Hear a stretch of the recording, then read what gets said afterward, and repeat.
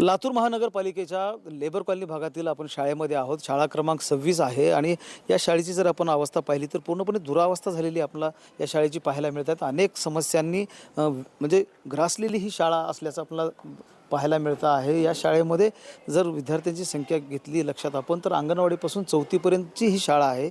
2 शिक्षक आहेत या शाळेमध्ये आणि केवळ 37 विद्यार्थ्यांची ही संख्या आता राहिलेली आहे. म्हणजे बाकीचे जे विद्यार्थी होते त्यांच्या पालकांनी त्यांची TC काढून इतर शाळेमध्ये त्यांना प्रवेश दिलेला आहे. या शाळेमध्ये यायला सुद्धा कोणी धजत नाही, कारण वेगवेगळ्या प्रश्न जे आहेत ते या शाळेचे आहेत, समस्या आहेत. पूर्णपणे व्यसनाधीन लोक जे आहेत ते या शाळेच्या परिसरात येऊन बसतात आणि त्रास देतात. अशा प्रकारची ओरड जी आहे ते इथले शिक्षक करतात, स्टाफ करतो.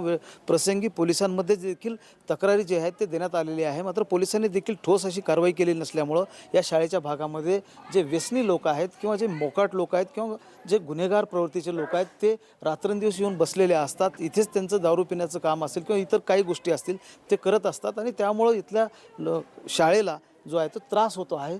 संख्या जर आपण लक्षात घेतली तर 37वर आलेली आहे. केवळ 37 मुलांसाठीच ही शाळा चालवली जाते आणि इमारत आणि इतर सेवा सुविधा जर आपण लक्षात घेतल्या तर इमारत देखील मोडकळीस आलेली आहे. इथला स्टाफ आपल्यासोबत आहे, त्यांच्याकडनं जाणून घेऊयात. ताई, काय त्रास होतो तुम्हाला आणि कशा पद्धतीने तुम्ही सकाळपासून म्हणजे ही शाळा स्वच्छ करायला सुरुवात करता? काय काय आढळतं? म्हणजे सर त्याने दारू पितेत, असं अख्खी बाटली ठेवत नाही तर फोडून टाकतेत.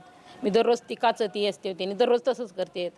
किंवा काही मुलं आले त्यांना नका जावा शाळा चालू आहे म्हणलं तर ते काही ऐकत नाही, तर इकडून तिकडे जाते, तिकडून इकडे येतात. असं आहे. म्हणजे रात्रंदिवस इथेच लोक असतात? आम्ही 4 वाजेत राहतो तोपर्यंत जास्त येऊ देत नव्हतं सर. मग त्याच्यानंतर त्यांनी काही ना काही नुकसान केलेलेच राहते त्यांनी. असं आहे. म्हणजे CCTV फोडला जातो मग इमारत सर फुटेज बघा. आता मॅडम आल्या तसं दररोज बघायला त्यांनी की काय व्हायलंय काय नाही ते इथं. पण इथं काय ना काय करून जाते सर त्यांनी. इमारतीवर बसलेले असतात? हां, वर पण बसले राहतात. असं ह्याच्यामध्ये आहे सर, कॅमेऱ्यामध्ये ते. असं आहे. ही अवस्था आहे. काय पालक आपल्यासोबत आहेत या भागातले, त्यांच्याकडनं जाणून घेणार आहोत. खरं तर ही शाळा जी आहे ती महानगरपालिकेनं दुर्लक्षित ठरवल्याची स्थिती आपल्याला जाणवते. मला सांगा काय परिस्थिती झाली? खूप अवघड परिस्थिती आहे. इथं सगळे दारुडी गांजा फुके लोक येतात आणि विद्यार्थ्यांना त्रास देतात. मॅडमला उद्धट भाषेत बोलतात.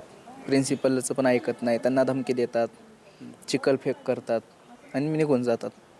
इथं भरपूर गरजे पोलीस प्रशासनाला हे अर्ज दिलेले आहेत तरी काही कारवाई झालेली नाही.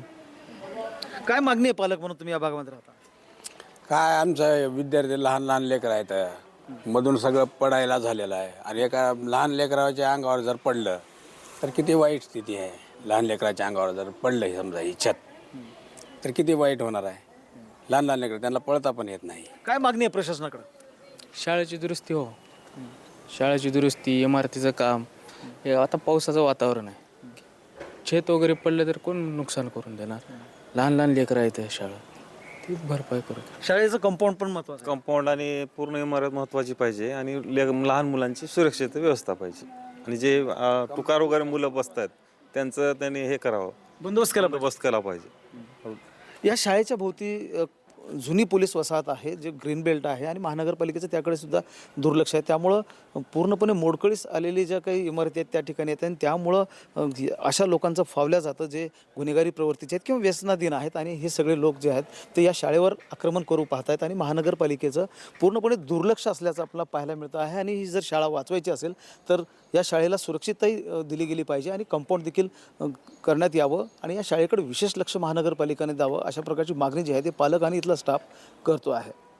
महेंद्र जोंधळे, TV9 मराठी, लातूर.